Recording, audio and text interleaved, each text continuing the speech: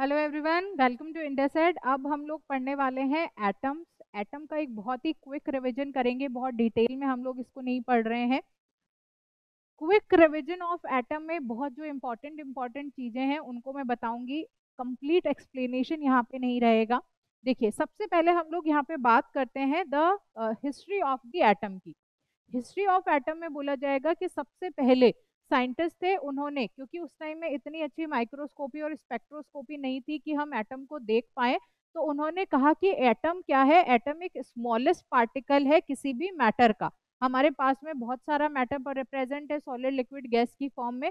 तो इस मैटर का जो स्मॉलेस्ट पार्टिकल है, अगर हम किसी भी पत्थर को तोड़ते जाएं तो लास्ट में जो सबसे छोटा पार्टिकल बचेगा that will be the atom. तो डिफाइन कैसे किया जा सकता है? The smallest particle present in the matter is known as atom.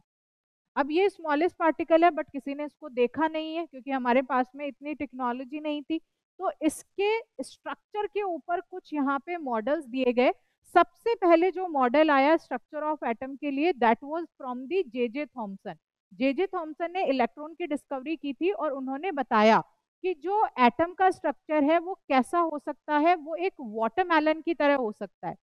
जैसे कि वाटरमेलन में जो रेड वाला पार्ट है वो किसी भी एटम के पॉजिटिव पार्ट को हम समझ लेते हैं, और जो वाटरमेलन के अंदर ब्लैक कलर के सीड्स एम्बेडेड होते हैं, वैसे ही एटम के अंदर इलेक्ट्रॉन्स एम्बेडेड है। तो जे थॉमसन ने एक मॉडल दिया जिसे हम प्लम प्लम पुडिंग मॉडल भी कहते हैं और वाटरमेलन मॉडल भी कहते हैं। तो जैसे एक पुडिंग में किशमिश बीच बीच में आती है, तो वो हमारे इलेक्ट्रॉन्स हो जाएंगे, और बाकी का जो ये ब्रेड वाला पार्ट है वो कैसा हो जाएगा? That will be the positive part. अगर वाटरमेलन से कंपेयर करें तो वाटरमेलन का रेड वाला पार्ट पॉजिटिव होगा और जो ब्लैक कलर के सीड्स हैं वो इलेक्ट्रॉन्स को रिप्रेजेंट करेंगे। इन शॉर्ट हम कह सकते हैं कि जे थॉमसन ने न्यूट्रलिटी ऑफ द एटम को बताया। उन्होंने कहा कि जितना पॉजिटिव चार्ज होगा उतना ही वहां पे नेगेटिव चार्ज भी होगा, दोनों इक्वल होंगे, इसलिए एक एटम न्यूट्रल रहता है। लेकिन उनका जो ये मॉडल था वो सक्सेसफुल नहीं था। इनके बाद में आए रदरफोर्ड। रदरफोर्ड ने एक गोल्ड फॉइल एक्सपेरिमेंट किया और उसकी हेल्प से उन्होंने स्ट्रक्चर ऑफ एटम बताया। जो रदरफोर्ड ने एक्सपेरिमेंटली निकाला कि किस तरह का मॉडल हो सकता है, किस तरह का स्ट्रक्चर हो सकता है, वो काफी अच्छे से स्ट्रक्चर ऑफ एटम को एक्सप्लेन करता है। लेकिन रदरफोर्ड कुछ क्वेश्चंस थे उनके जवाब नहीं दे पाए, जिनको बाद में नील बोर ने एक्सप्लेन किया और उस एटॉमिक स्ट्रक्चर को हम लोगों ने एक्सेप्ट किया। अब रदरफोर्ड का जो एक्सपेरिमेंट है उसमें सबसे पहले उन्होंने गोल्ड फॉइल लिया। गोल्ड फॉइल लेने का कारण क्या है? एक तो गोल्ड हाईली मैलेबल होता है, तो बहुत ही पतला पतला फॉइल बन सकता है। दूसरा, जो गोल्ड है उसकी स्ट्रेंथ काफी ज्यादा होती है, तो इसलिए ये जल्दी से ब्रेक नहीं होगा और हम इजीली इस गोल्ड फॉइल का यूज कर सकते हैं। जो गोल्ड फॉइल था उसके ऊपर उन्होंने अल्फा पार्टिकल्स को स्कैटर करवाया। Alpha particles positively charge particles हैं और जिनकी एनर्जी बहुत ज्यादा होती है। इतनी एनर्जी कि वो क्या कर सकते हैं, वो इजीली हम लोगों को वो जो भी एटम है उसके बारे में बता सकते हैं कि एग्जैक्टली वहां पे कहाँ कहाँ पे किस तरह का बिहेवियर शो हुआ। तो जो स्ट्रक्चर था या फिर जो आपका एक्सपेरिमेंटल सेटअप था उसके अंदर क्या था? सबसे पहले एक लेड की कैविटी थी जिसमें हमने अल्फा पार्टिकल्स को रख रखा है। उसके बाद में गोल्ड फॉइल ले रखा है जो कि 10⁻⁸ मीटर थिकनेस का था। वो अल्फा पार्टिकल्स इस गोल्ड फॉइल के ऊपर इंसिडेंट हुए। उसके बाद में आगे यहाँ पे एक डिटेक्टर लगा रखा है, जिंक सल्फाइड की स्क्रीन, जो उन अल्फा पार्टिकल्स की जो स्कैटरिंग है या फिर जो भी उनका डिटेक्शन है उसको करके हमें एटम का स्ट्रक्चर देगी। तो जब रदरफोर्ड ने ये एक्सपेरिमेंट किया तो उन्होंने क्या देखा कि जो मोस्ट ऑफ द इलेक्ट्रॉन्स है वो क्या हो जाते हैं, वो सिंपली पास हो जा रहे हैं।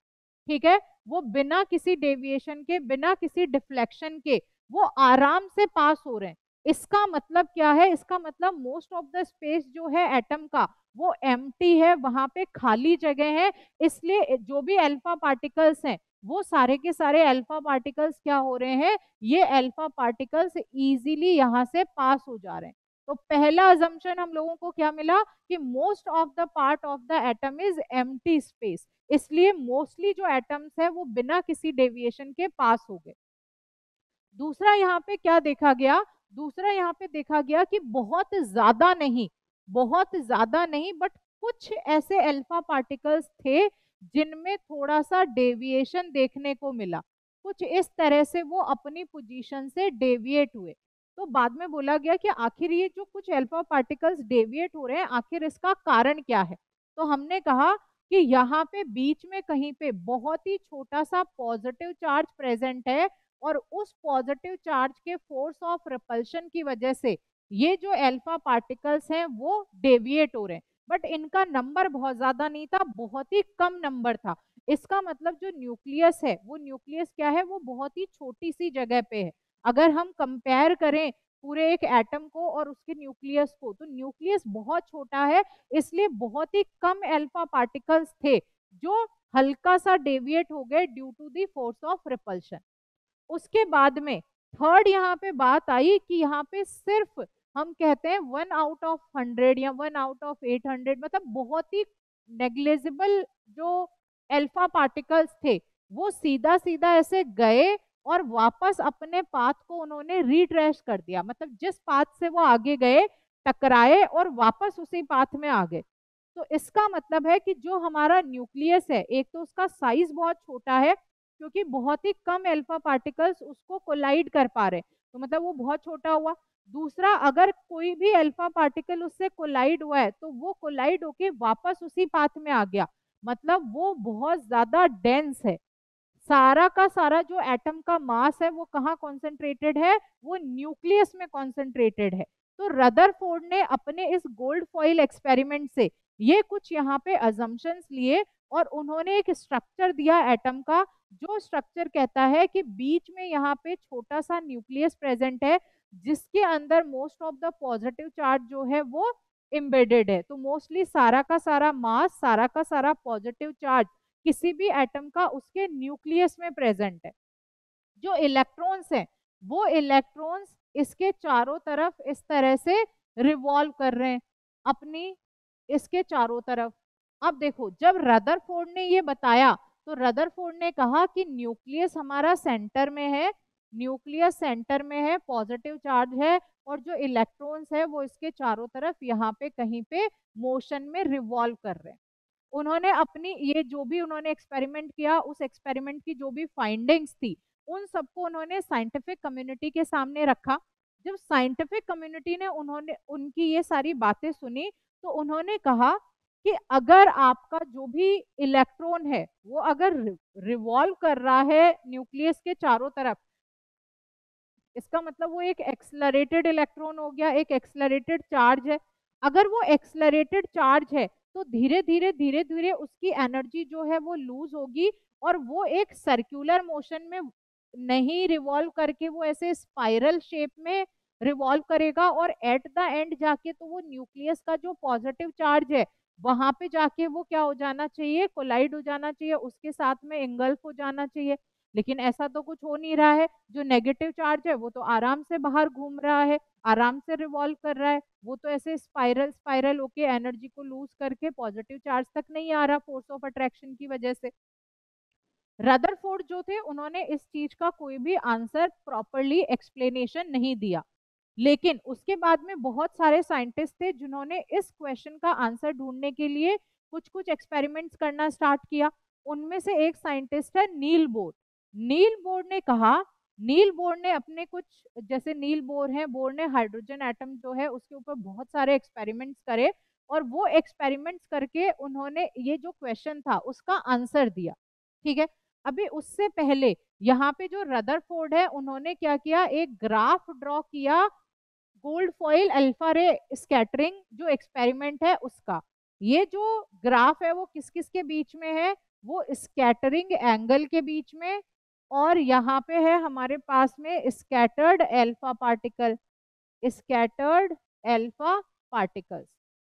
हम कह रहे हैं जैसे जैसे आपका ये जो नंबर, ये स्कैटर्ड अल्फा पार्टिकल्स हैं और इधर स्कैटरिंग एंगल हम लोगों ने ले रखा है, जैसे जैसे हम इधर एंगल बढ़ाते जा रहे हैं, ये एंगल जैसे जैसे इंक्रीज हो रहा है, इधर से इधर जाएंगे तो एंगल इंक्रीज होगा, वैसे वैसे जो ये अल्फा पार्टिकल्स जो है स्कैटर्ड, उनका नंबर कम होता जाता है।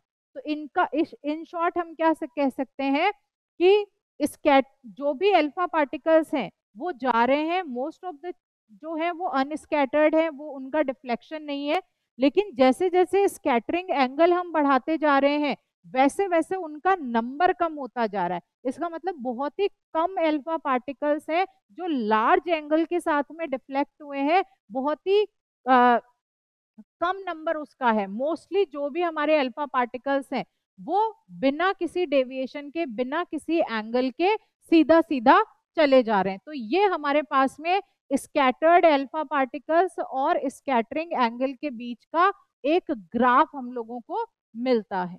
ठीक है, तो हम क्या कहते हैं, मोस्टली सारे अल्फा पार्टिकल्स पास हो जाएंगे, सिर्फ 0.14% जो इंसिडेंट अल्फा पार्टिकल्स हैं वो 1 डिग्री से ज्यादा स्कैटरिंग एंगल से डिफ्लेक्ट होते हैं, बस सिर्फ इतना सा नंबर। और अबाउट एक अल्फा पार्टिकल 8000 पार्टिकल्स में से जो मोर देन 90 डिग्री एंगल के साथ में डिफ्लेक्ट होता है। तो मतलब 8000 में से सिर्फ एक अल्फा पार्टिकल होगा जो वापस आएगा, इसके अलावा तो जितने हैं वो सारे वो 90 डिग्री से डिफ्लेक्ट होगा, बाकी तो सारे कैसे हैं, मोस्ट ऑफ द तो बिना डिफ्लेक्टेड ही चले जाते हैं। तो this was about the Rutherford's alpha particle scattering experiment. अब ये हमारे पास में यहाँ पे जो भी डेविएशंस है उनके बारे में है कि यहाँ पे 180 डिग्री से तो बहुत कम है कि यहाँ आए और वापस चले गए, मोस्टली सारे सीधा सीधा जा रहे हैं। कुछ है जिनका स्कैटरिंग एंगल ज्यादा है, कुछ है जिनका स्कैटरिंग एंगल कम है। तो यहाँ पे हम ये स्कैटरिंग एंगल भी फाइंड आउट कर सकते हैं सीधी लाइन ड्रॉ करके कि कितना स्कैटरिंग एंगल होगा इसका। चलो, डिस्टेंस ऑफ क्लोजेस्ट अप्रोच का जो फॉर्मूला है that is r nought is equal to z e square upon 4 pi epsilon nought m v square. so this will be the formula for the distance of closest approach, 4 pi epsilon nought m v square. ठीक है, और ये फॉर्मूले का derivation हम लोगों ने कहाँ से किया है, इस फॉर्मूले का डेरिवेशन है कि अगर हम इलेक्ट्रिकल पोटेंशियल की बात करें तो हमारे पास में इलेक्ट्रिक पोटेंशियल का फॉर्मूला क्या होता है, के क्यू अपॉन आर। क्यू क्या है हमारे पास में, चार्ज। चार्ज कौन कौन से हैं, एक पॉजिटिव चार्ज एक नेगेटिव चार्ज। पॉजिटिव चार्ज अगर हम जेड क्या लेते हैं, एटॉमिक नंबर को रिप्रेजेंट करते हैं, इलेक्ट्रॉन को हम ई से रिप्रेजेंट करते हैं। जो नंबर ऑफ प्रोटॉन्स होते हैं वो हमें क्या बताते हैं, they tell us the atomic number. तो हम यहाँ पे k की जगह k into z into e divided by r, ये हमारा पोटेंशियल आ गया। पोटेंशियल एनर्जी की अगर हम लोग बात करेंगे तो that will be k Q1 Q2 upon r. Kinetic energy की अगर हम बात करते हैं तो काइनेटिक एनर्जी होती है हाफ एम वी स्क्वायर के बराबर। आप काइनेटिक एनर्जी और पोटेंशियल एनर्जी का जो फॉर्मूला है उन दोनों को इक्वेट करोगे तो हमारे पास में डिस्टेंस ऑफ क्लोजेस्ट अप्रोच का फॉर्मूला आ जाता है। नेक्स्ट हमारे पास है energy of an electron in the orbit. अब हम कह रहे हैं कि जो भी यहाँ पे ये न्यूक्लियस है जिसमें पॉजिटिव चार्ज है और जो इलेक्ट्रॉन्स है वो क्या कर रहे हैं, यहाँ पे रिवॉल्व कर रहे हैं। तो जब वो रिवॉल्व कर रहे हैं तो देखो नील बोर्ड ने क्या बोला, नील बोर्ड ने ये बोला बेसिकली कि जो इलेक्ट्रॉन्स है वो ऐसे रैंडमली डिस्ट्रीब्यूटेड नहीं है, जो भी इलेक्ट्रॉन्स है वो पर्टिकुलर एनर्जी लेवल्स के अंदर रिवॉल्व करते हैं, उनकी स्पेसिफिक ऑर्बिट्स होती है। तो अगर नंबर 1 जो हमारी के शेल है उसके अंदर सिर्फ 2 इलेक्ट्रॉन होंगे जो रिवॉल्व करेंगे और उनकी एनर्जी उस पर्टिकुलर एनर्जी ऑर्बिटल के बराबर ही होगी। फिर हमारे पास में एल सेल होती है, एम होती है, एन होती है। तो ऐसे करके नील बोर्ड ने कहा कि स्पेसिफिक एनर्जी ऑर्बिटल्स में ही जो इलेक्ट्रॉन्स हैं वो क्या करते हैं, दे रिवॉल्व, वो ऐसे रैंडमली नहीं डिस्ट्रीब्यूटेड है, कंटिन्यूअस डिस्ट्रीब्यूशन नहीं है, there is a discrete distribution particular energy orbitals में। बात आती है आखिर ये जो इलेक्ट्रॉन इस एनर्जी ऑर्बिटल में रिवॉल्व कर रहा है उसकी एनर्जी कितनी होगी, हम लोगों को क्या फाइंड आउट करना है, एनर्जी फाइंड आउट करनी है। तो देखो यहाँ पे हमारे पास में जेडी है, हमारे पास ये एक इलेक्ट्रॉन है, जब ये यहाँ पे रिवॉल्व करेगा तो दोनों के बीच में एक फोर्स होगा, उस फोर्स को हम कूलाम फोर्स से फाइंड आउट कर सकते हैं, के Q1 Q2 upon r square. Q1 हमारे पास में जेडी है, Q2 हमारा ई है अपॉन आर स्क्वायर। तो ये हमें मिल गया kZe² upon r²। This is equation number 1। अब हम लोग जानते हैं अगर कोई भी इलेक्ट्रॉन सर्कुलर मोशन में रिवॉल्व करता है तो उसका एक सेंट्रीपिटल फोर्स लगता है। जो सेंट्रीपिटल फोर्स है उसका फॉर्मूला होता है mv²/r। This is the equation number 2। अब हम इन दोनों फोर्सेस को इक्वेट कर देते हैं। जब दोनों फोर्सेस को इक्वेट करेंगे तो this will be mv²/r is equals to kZe² upon r²। ठीक है, अब हम ये हमारे पास में आ गया kZe² अपॉन r²। यहां से अगर मैं v² का फॉर्मूला निकालूं तो that will B kZe² upon mr²। ये मेरे पास में वेलोसिटी आ गई। ठीक है, जिस वेलोसिटी के साथ में हमारा इलेक्ट्रॉन रिवॉल्व कर रहा है। अगर हमें रेडियस चाहिए तो रेडियस हमें कैसे मिल जाएगी? रेडियस हम लोगों को यहाँ से मिल जाएगी, रेडियस विल बी mv²/r भी है ना यहाँ पे, तो इस r से ये r कैंसिल आउट हो गया, तो यहाँ पे सिर्फ हम लोगों को r रहेगा। अब अगर मुझे ये रेडियस चाहिए तो इसको इधर ले जाती हूँ, इसको यहाँ ले आती हूँ, तो kZe² upon mv²। So this will be the radius, ठीक है, और this will be the velocity जिसके साथ में ये इलेक्ट्रॉन यहाँ पे रिवॉल्व कर रहा है। अब बात आती है कि भैया इसकी एनर्जी क्या है, तो एनर्जी एक काइनेटिक एनर्जी होगी, एक पोटेंशियल एनर्जी होगी। अगर हम काइनेटिक एनर्जी की बात करें तो काइनेटिक एनर्जी का फॉर्मूला होता है हाफ mv²। पोटेंशियल एनर्जी की अगर हम बात करें तो पोटेंशियल एनर्जी हमारे पास में होगी k Q1 Q2 upon r। ये हमारे पास में दोनों एनर्जीज रहेंगी। अगर मैं काइनेटिक एनर्जी निकालूं तो मैं v² की जगह ये वाला फॉर्मूला पुट कर देती हूँ, तो मुझे काइनेटिक एनर्जी यहाँ से क्या मिल जाएगी? काइनेटिक एनर्जी मुझे मिल गई 1/2 m। v² की जगह मैंने फॉर्मूला पुट किया है kZe² upon m into r. m से m कैंसिल हो गया। I have got the kinetic energy is equals to 1/2 kZe² upon r। This will be the kinetic energy. ये हमारे पास में काइनेटिक एनर्जी आ जाएगी। अगर मैं k की वैल्यू रखूं तो k की वैल्यू हम 1/4πε0 रख सकते हैं, तो 1/4πε0 रख के एक बार इसको सॉल्व कर लेते हैं। काइनेटिक एनर्जी आपके पास हो जाएगी 1/2 इंटू 1/4πε0 इंटू Ze²/r।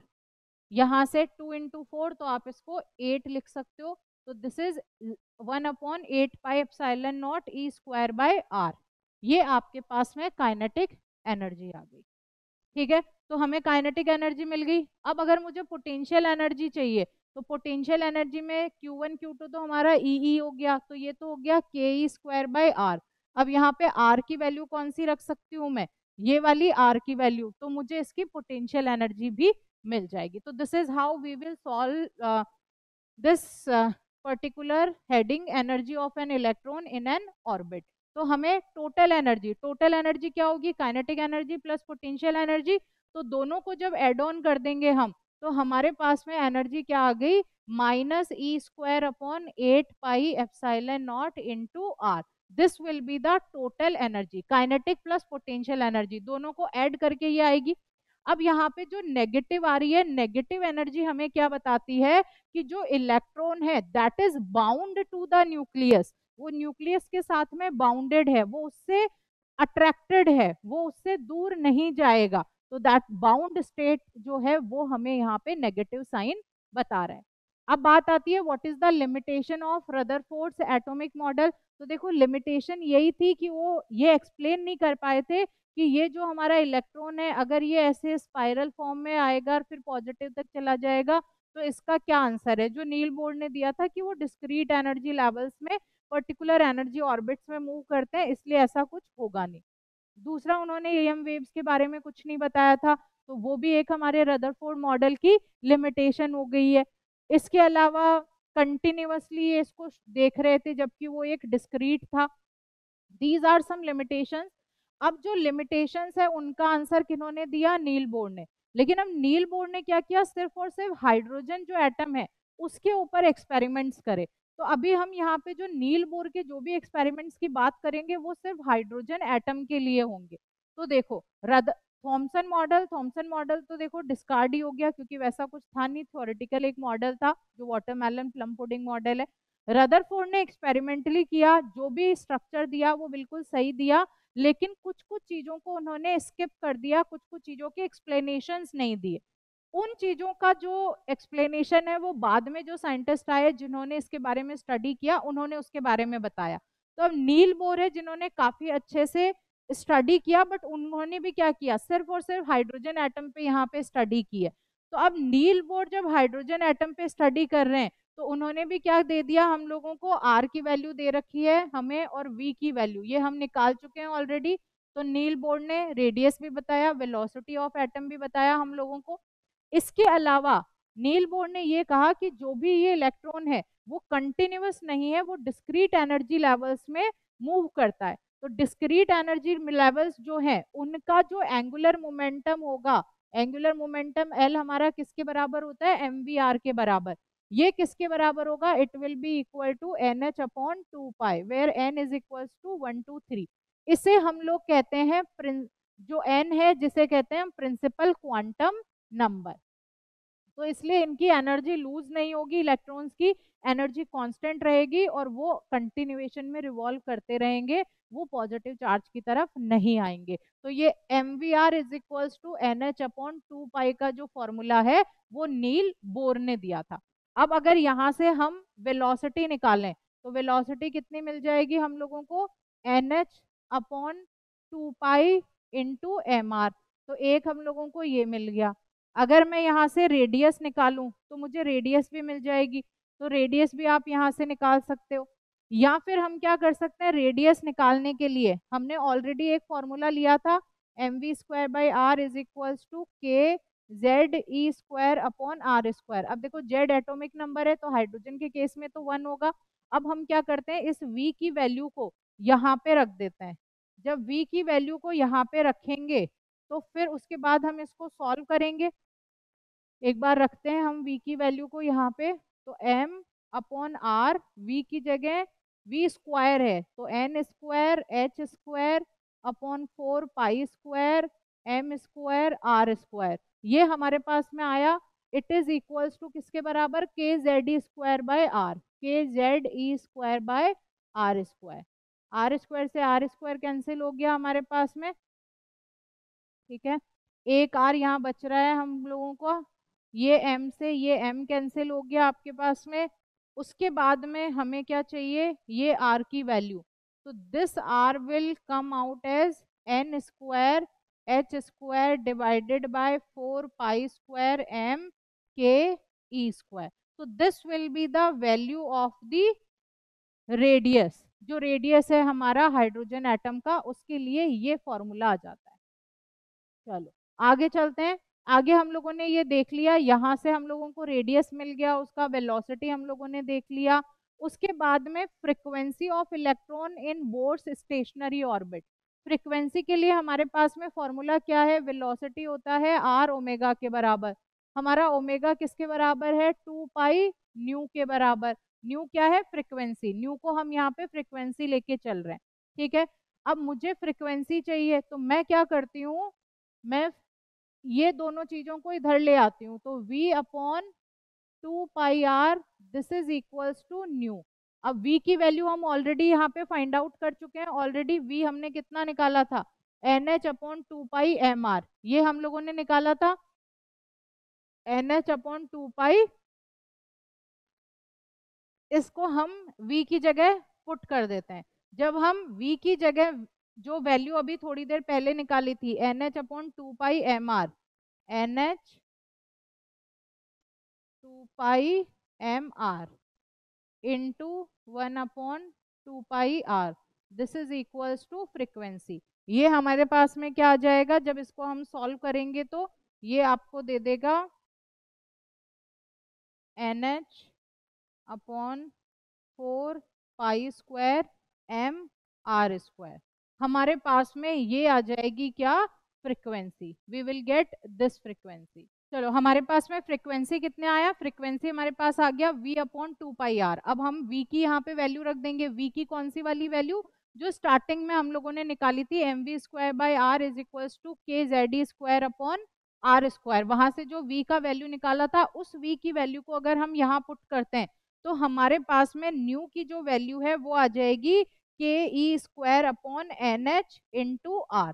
तो this will be the frequency. अब हमने इलेक्ट्रॉन की फ्रीक्वेंसी भी निकाल ली फॉर द हाइड्रोजन एटम की, मतलब जो हाइड्रोजन एटम है उसमें इलेक्ट्रॉन किस रेडियस के साथ मूव कर रहा है, उसकी एनर्जी कितनी है, उसकी फ्रीक्वेंसी कितनी है, उसका वेलोसिटी कितना है, ये सारी चीजें हम फाइंड आउट कर रहे हैं। अब देखो फ्रीक्वेंसी निकल गई, वेलोसिटी निकाल ली, रेडियस निकाल ली। Now we need to find out the total energy. Total मतलब काइनेटिक प्लस पोटेंशियल एनर्जी, दोनों को हमें यहाँ पे फाइंड आउट करना है। काइनेटिक एनर्जी किसके बराबर होती है, हाफ mv² के बराबर होती है काइनेटिक एनर्जी। तो हम क्या करेंगे, यहाँ पे v की जगह हम वेलोसिटी की जगह हम वैल्यू पुट कर देंगे। तो काइनेटिक एनर्जी हमारे पास क्या आ गई, kze² अपॉन 2r। v की वैल्यू हम पुट कर रहे हैं, हमने जो स्टार्टिंग में v और r की वैल्यू निकाली थी वहीं से हम काइनेटिक एनर्जी ले रहे हैं। पोटेंशियल एनर्जी है हमारे पास में, पोटेंशियल एनर्जी का फॉर्मूला होता है KQ1 Q2 अपॉन R। यहाँ पे भी हम क्या करेंगे, R की वैल्यू रख देंगे। तो हमारे पास जो पोटेंशियल एनर्जी आएगी that will B minus kze²/r। ये हमारे पास में वैल्यू आ गई पोटेंशियल एनर्जी की। अब हमने टोटल एनर्जी निकालनी है, तो टोटल हो जाएगी kinetic energy plus potential energy. Kinetic अभी थोड़ी देर पहले हम लोगों ने फाइंड आउट की थी, ये रही, ये पोटेंशियल एनर्जी रही। अगर हम इनमें आर की वैल्यू पुट कर देते हैं तो हमें ये कुछ फॉर्मूला मिलता है एनर्जी का। जब इस एनर्जी के फॉर्मूले में हम लोग एन जो कांस्टेंट है उसकी वैल्यू पुट कर दें, एच प्लैंक कांस्टेंट की वैल्यू पुट करें, के की जगह 4πε या फिर 9 इंटू 10⁻⁹ पुट करें, जेड की जगह 1 इलेक्ट्रॉन जो है हमारा 1.6 इंटू 10⁻⁹, मास, जब ये सारी वैल्यूज हम जब पुट करते हैं यहाँ पे तो हमें जो एनर्जी के लिए फॉर्मूला मिलता है that is -13.6 divide by n² electron volt.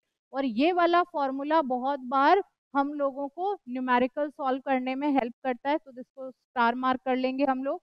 और अगेन हमें टोटल एनर्जी नेगेटिव मिली है, इसका मतलब जो इलेक्ट्रॉन है वो बाउंड है टुवर्ड्स द न्यूक्लियस। बस यही अपन को देखना था।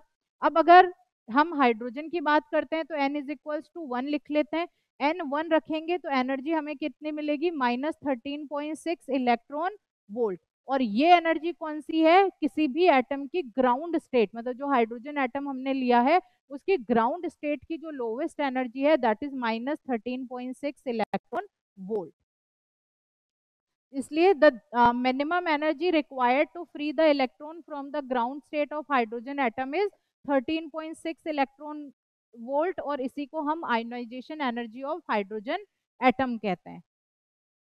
जैसे जैसे n की वैल्यू इंक्रीज होगी ये जो हमारी वैल्यू ऑफ नेगेटिव एनर्जी है वो डिक्रीज होती है, जैसे जैसे मतलब आउटर ऑर्बिट्स हमारी चेंज होती जाती है। अब हम बात करते हैं एटॉमिक स्पेक्ट्रा की। एटॉमिक स्पेक्ट्रा से हमारा क्या मतलब है कि हमारे पास में कोई भी एटम है, ये न्यूक्लियस होगा, फिर इसकी ये कुछ एनर्जी ऑर्बिटल्स हैं। इन एनर्जी ऑर्बिटल्स के अंदर यहाँ पे इलेक्ट्रॉन्स रिवॉल्व कर रहे हैं। अगर हम किसी भी एक इलेक्ट्रॉन को कोई एक्सटर्नल एनर्जी देते हैं तो ये एनर्जी, एक्स्ट्रा एनर्जी को लेके ये हायर ऑर्बिट में चला जाएगा। ये थोड़ी देर उस हायर ऑर्बिट में रिवॉल्व करेगा, लेकिन उसके बाद में ये वापस अपनी ही ऑर्बिट में आ जाएगा। जब ये वापस अपनी ऑर्बिट में आएगा तो ये उस एक्स्ट्रा एनर्जी को in the form of photons release करता है। तो यहाँ पे अब एमिशन होगा, और एमिशन होगा कितना, E is equals to h nu, ये एनर्जी के साथ में। तो ईएम वेव्स को ये यहाँ पे एमिट करेगा, इसी को हम कहते हैं एमिशन स्पेक्ट्रा।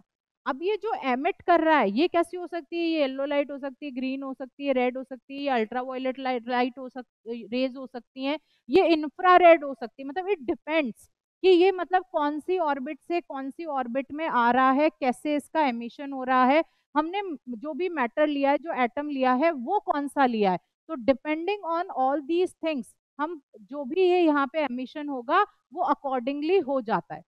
अब हमारे पास जो एटॉमिक स्पेक्ट्रा होता है that is also of two types, one is emission spectra, another one is absorption spectra. Emission spectra मतलब ये जो ऐसे एक ऑर्बिटल से दूसरी ऑर्बिटल में गया और फिर वापस उसी ऑर्बिटल में आएगा तो जो एनर्जी रिलीज करेगा वो हमें एमिशन स्पेक्ट्रम में देगा।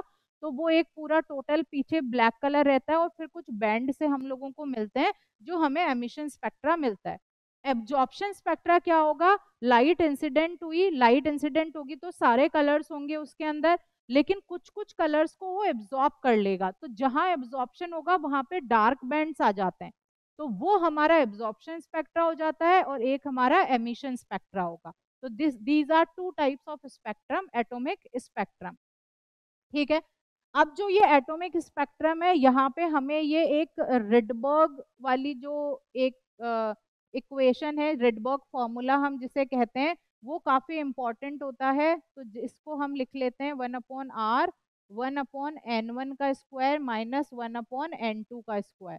इससे हमारा क्या मतलब है कि किस फ्रीक्वेंसी की या किस वेवलेंथ की रे एमिट होगी वो पता कैसे चलेगा। तो हमने कहा फॉर एग्जांपल सेकंड ऑर्बिट से जो भी इलेक्ट्रॉन है वो वापस 1 में आ रहा है, तो n2 सेकंड में गया था उससे n में आ रहा है, इनमें 2 और 1 पुट करेंगे तो जो फ्रीक्वेंसी आएगी उसी फ्रीक्वेंसी का एमिशन वहां पे होगा। इसे हम रिडबर्ग फॉर्मूला कहते हैं, कई बार कुछ क्वेश्चंस इससे बनते हैं।